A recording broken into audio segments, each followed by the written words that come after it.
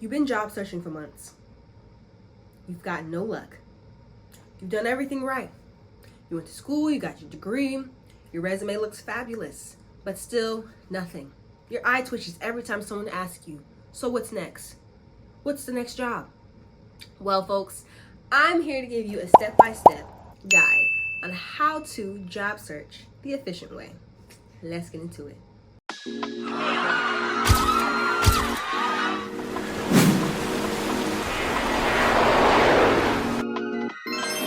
Wow.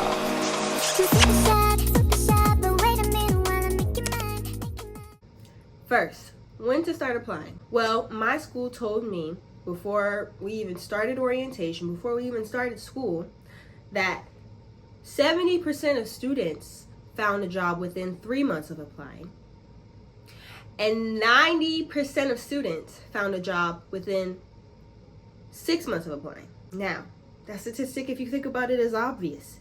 Duh, the more time you spend applying to jobs, the more likely you're going to get a job. Or so we think. That just goes to say that if you haven't graduated yet, please, please, please start applying. It is never too early. It's never too early. So if you graduate in May, start applying in January. If you graduate in December, start applying in June.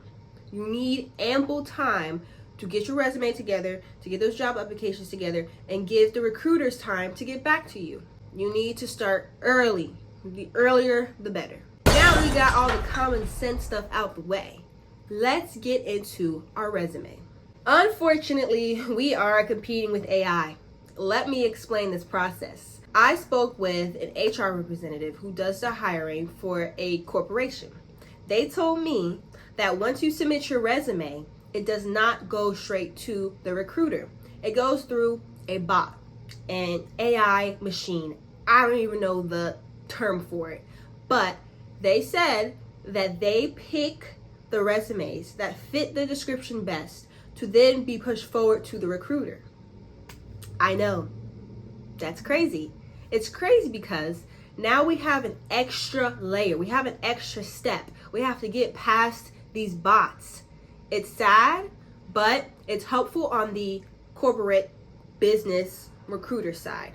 So my philosophy is, if these corporations and these businesses are using bots and AIs to recruit, why can't we use those same resources to get ourselves past these bots?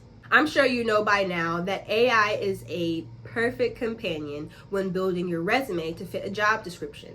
So if you don't know ChatGPT by now, you might have been living under a rock, but I used ChatGPT to best fit the job description and also use my skills to make the perfect resume for that specific job, for that specific industry. So what I did is I used ChatGPT. I copied a job description of a job that I really wanted, even if I wasn't qualified for it. And then I also copied all of my content from my resume that I had, which was all of my skills, all of my certificates, and all of my experience. I then took those two clumps of data and I added it to ChatGPT, and I said, based on this information that you have, please create a resume for me. Now, ChatGPT is not perfect. You're going to have to go in there and you're going to have to make it unique to you. However, when it comes to the duties and the tasks and stuff in your resume, ChatGPT comes up with some very good ones. So you can use that as a resource. I'm going to put y'all on real quick. Have you ever heard of Teal HQ? Well, testimony right here, and this is unsponsored. Teal HQ is a website where it will help you build a resume that is ideal for the job description that you want. I had someone tell me that their loved one was applying for jobs for 6 months. They heard nothing back. Mind you, this person is not new to the work field. This person is experienced. This person has been working for a bit. And 6 months passed and they have got nothing back after applying to job after job after job. Not even a rejection letter. Like, come on, we're not gonna get into that. You already know what I'm about to say. But anyways, so this person was applying to jobs for 6 months. They heard nothing back. They used the website Teal HQ. Right when they used this website, they received 2 interviews. And out of those 2, one of them, they received a job. If that don't say nothing, I don't know what else will. Just try the website out. It's very helpful. And always remember, 2025, we are competing with AI. We are competing with bots in some way. So we need to think smarter, not harder, just like they are. Okay, so that was the first step. You did all of that, you used AI, you used your resources wisely, and you created the best text, the best wording for your resume to match this job description. Now, side note, this is a side tip. If you do not have the experience for this job, if you are struggling to match the wording and the keywords of that job description in your resume, and you can do a little something, but be very careful with this. I really don't even want to say this, but be very careful with what I'm about to say. I was in college and I needed a job at a grocery store. I had no experience being a cashier. I had no experience working at a grocery store, but I knew that I can do it. On paper, it doesn't look like I can do it, but I know I can. I mean, how hard can it be? It's a cashier. I went to the job description of this grocery store, and I looked for specific keywords in the duties, roles, and responsibilities category. I picked certain keywords. I added those keywords to the bottom of my resume, and I pasted them at the bottom of my resume. I turned the font white. I made the text very, very, very small, like one point font. I made it super small, so you can't even see the font in there. And I saved it as a PDF, and I submitted it to this grocery store. I feel like you can finish the story. Yes, I got the job. I got the job with no experience. A win is a win. A win is a win. I don't care what y'all say. A win is a win. Okay, so when you are applying to a whole bunch of jobs at one time, it's really hard to have that one resume match all of these different jobs. It's just not going to work like that. So what you need to have is a master resume, and you need to have various industry or sector resumes. So your master resume will have all of your skills, all of your experience, all your certificates, everything that an employer would want to see. All of that in there, right? And then you're going to ask yourself, what are different industries, sectors, roles that I want? Nonprofit, admin, creative, customer service, project management. The list goes on. If you find yourself not limiting yourself, which is good, and you want to apply to various roles and various sectors, then you need to have a resume for each. I had 3 resumes. I had one for data, I had one for program management, and I had one for policy. And so I took the experience that applied to each one, and I put that in there. So these employers don't want to see all of your experience. These employers want to see the experience that applies to them. It's about them in this situation. So please do not submit one resume to all of these jobs. You need to have 3 different ones. So then when you see a job that fits the admin sector, you can submit that resume there, and so on for customer service, and so on for nonprofit. It just makes it more simple for yourself while also being applicable to what the recruiter wants. Alrighty, you've made your resume and you are about to start that job searching, like you're on to the next step, you're feeling confident, your resume looks good. However, you're kind of lacking in some areas. Y'all, it is so quick and easy to find and get a certificate to make your resume look better. You want to stack your resume up with certificates and things like that so that you can stand out from others. And this is so easy. Some websites and resources include Google Search, that's free. LinkedIn Learning, that's free for certain universities, and check out your library. They may have it free for you too. Other resources that are not free but still very good are HubSpot and Coursera.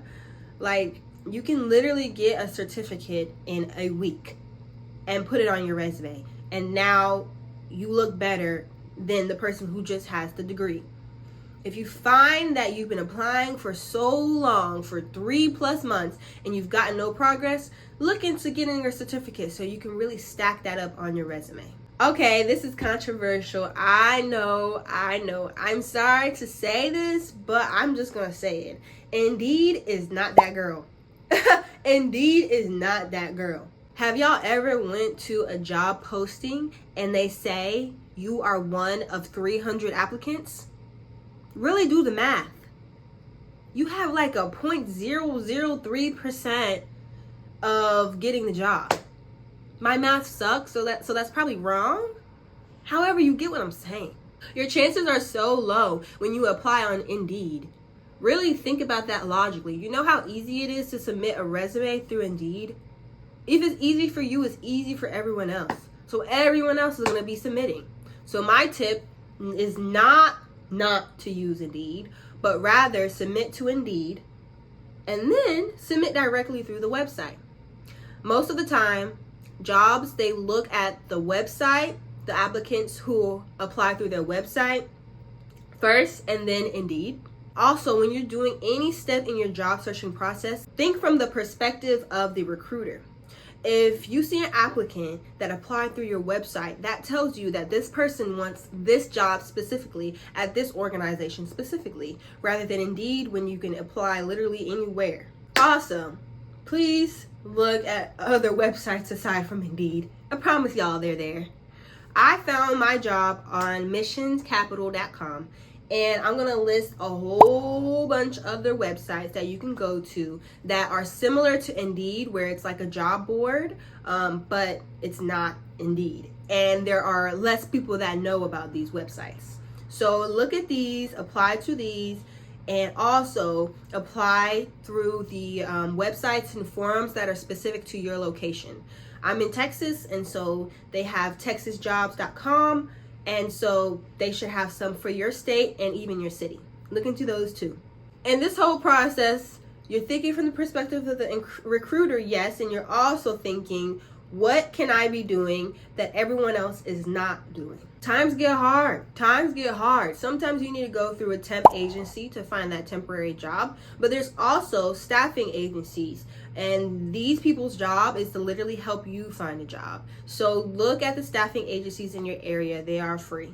Alrighty, this tip, I don't know, I feel like it might be common sense, but this one blew my mind. So if you are looking for a job's title and you are only looking up in the search bar project manager, you're limiting yourself, because every organization, not every, but a lot of organizations have different lingo, have different words, have different ways of describing this one role. So you need to make sure you're doing your research. What are different ways to say project coordinator? What are different ways to say customer service representative?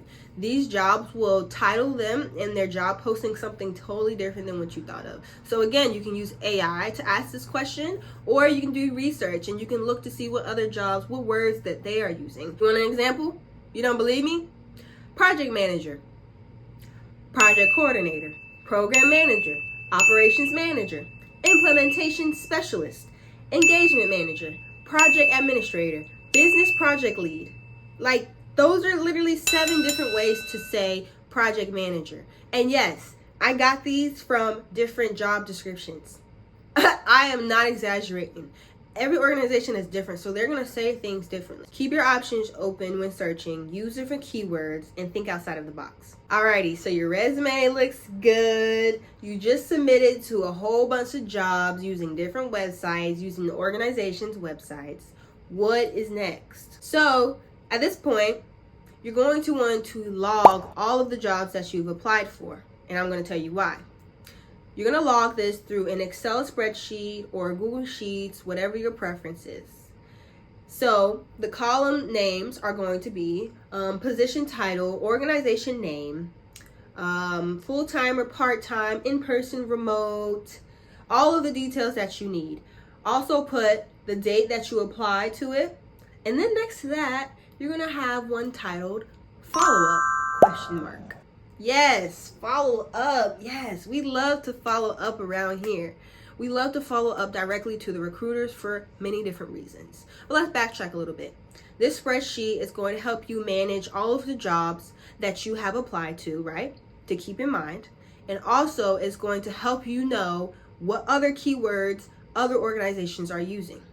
So now that you have this whole list of job titles, when you search, you can literally copy and paste that last job title into the search bar for other ones. Oh, also, I need to mention that you should also note where in the process are you. So did you get an interview? Did you get a rejection letter? Keep all of that in mind. So when you follow up, you're not following up with somebody who already rejected you. So I know you already know that following up is important, but do you know that it's so important that you actually need to do it?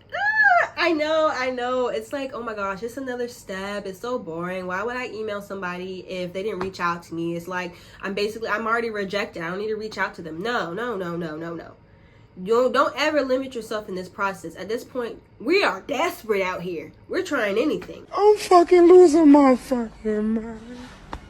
So there's many different reasons that following up is so important. So when you send an email to a recruiter, right?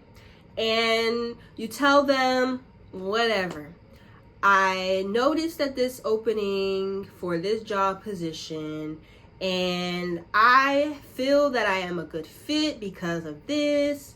Or if you want to be less on the corporate side and more personal, you can talk about why you like the organization, why it fits your desires and your skills. I say be more on a personable side because at the end of the day, you're emailing humans who have tons of emails coming through. So they don't want another corporate-like type of email. But anyways, that is personal choice. It also depends on the organization or the business. So you sent the email and you're thinking, I did that for no reason. No, let me tell you something. Have you ever heard of the mere exposure effect, also known as the familiarity principle? So what is this phenomenon? It's exactly what it sounds like. So it's a psychological phenomenon where people tend to develop a preference for things merely because it's familiar to them. So when you see a name, once your brain logs it subconsciously, the next time it pops up, it feels familiar. Even if it doesn't consciously remember when or where you first saw it, it will still feel familiar. So it's like your brain saying, oh, I've seen this before, so it must be safe or it must be important. Your brain does that subconsciously. So this applies to those emails you send or to those phone calls you send or when you go in person to the business. When they see your name in the job applicant pool, that name is going to register. You just increased your chances just by the slightest, but you've increased your chances. That recruiter saw your name in the email. Even if they didn't open your email, they saw your name. So that means when they are looking at the pool of applicants, your name is going to become familiar. They're going to recognize your name. That's one reason out of many why it's super important to follow up, especially with the jobs that you really want. Now, you don't want to be annoying with it, of course, but you do want to act like you're speaking to a person to person, and really express how much you want to be a part of this organization specifically. Do your research. What are their values? What do they do? What is their mission? And how can you make your skills applicable to this organization? Alrighty, folks, those were all of my tips. That was my step-by-step guide, and I hope that this was helpful. I know that this is so stressful and that this is defeating, but I want you to know that this journey, there's an end to the tunnel, and that your value is not determined by what job you get and what job you don't get. Keep your head up. You've got this. The job that is for you is coming for you. Keep contacting people. Keep applying to jobs. If something isn't working, if a website isn't working, find something else. Find a different way. Think outside of the box. This is not you. You are not the problem. The job market is really trash right now. And we also have AI taking over certain jobs. So keep that in mind while you're applying. Like, this is not a personal thing. This is not you. While you are applying for jobs, try to pick up a skill where you can do freelancing, contracting, or maybe have your own side hustle. Pick up a skill on the side while you're job searching. Something that makes you feel valued, something that makes you feel good when someone mentions it. Artwork, music, editing, digital marketing. Like, the world is yours. So I know that you're focused on that full-time job, but since you have time on your hand, pick something else up as well. If you have any questions, you can comment, or if they're personal, you can DM me. Here's all of my information, and I'll be more than happy to help. I've been working with people on creating resumes, finding jobs, and all of that stuff. I started applying to jobs in March. I graduated and got a job in August. That was 4 months. I would advise longer, especially in this job market. However, that just goes to say, I know what I'm talking about. Just a little bit. Child. Anyway, so I hope you all found this video helpful. Please reach out to me. I'll be more than happy to help you with your journey. Keep your head up. You have got this. Don't forget to subscribe, like, comment, do all the things. I will see you all next week. Bye.